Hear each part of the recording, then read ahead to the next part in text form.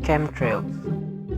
Basically, chemtrails is a geoengineering program where airplanes fly at high altitudes and they spray chemicals into. We don't care. Let me tell you. We don't care.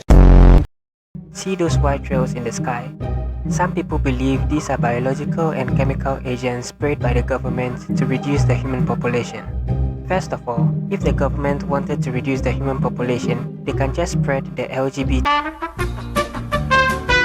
These white trails left behind by aircraft are called condensation trails, or contrails for short, which is caused by water vapor passing through a high pressure and high temperature engine. At high altitudes, the air is very cold. Hot humid air from the engine exhaust mixes with the colder surrounding air, causing the water vapor to condense into droplets or ice crystals that form visible clouds. Just like if you squeeze an empty water bottle then open the cover, the compressed air coming out will look like white smoke.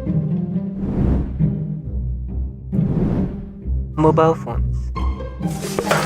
Everybody, this isn't turbulence! Somebody didn't put their phone in airplane mode! Who did that? Who didn't put their phone in airplane mode? Who would be so inconsiderate? Okay, to be honest, using your phone during a flight isn't as dangerous as many people believe it to be. There's usually no bars up there, and newer cell phones can't really interfere with the aircraft instruments.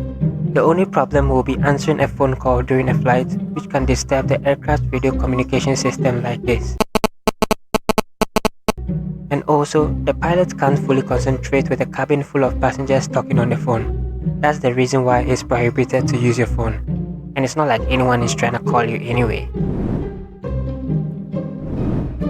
Autopilot.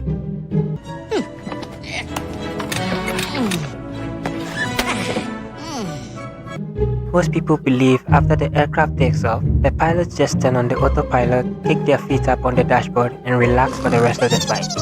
That's not entirely true. If I own a self-driving car, I'm still gonna be on full alert, making sure the car doesn't try to be funny and drive me to the nearest gay bar. And you expect me to relax on an aircraft? No. To be honest, the autopilot does reduce the workload of the pilots, but the pilots still have to communicate with the control tower, constantly letting them know their location. Hello, how are you? I am under the water. Navigates the plane to the desired destination, and monitor the autopilot, making sure it's giving the desired input to the aircraft. Fuel. No! Out of gas? How can I be out of gas? When I first told an old friend of mine I wanted to become a pilot, his first concern was, what happens if you run out of fuel mid-flight? Most people believe an aircraft can just run out of fuel all of a sudden, and since you're in the air, there's nothing you can do about it. Even though it's possible, it's very unlikely. No sane pilot is gonna take off in an aircraft without knowing whether the fuel is enough to reach the destination or not. Just like you're not going to marry a woman without knowing whether she is in fact a woman or not. What is your gender? Transgender.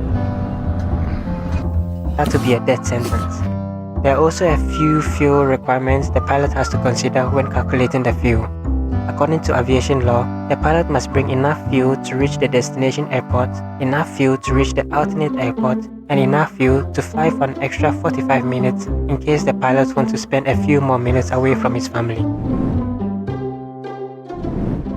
Mid-air waste.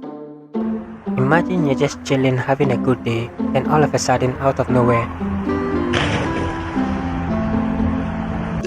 some people believe aircraft just dump their waste mid-air like seagulls on laxatives.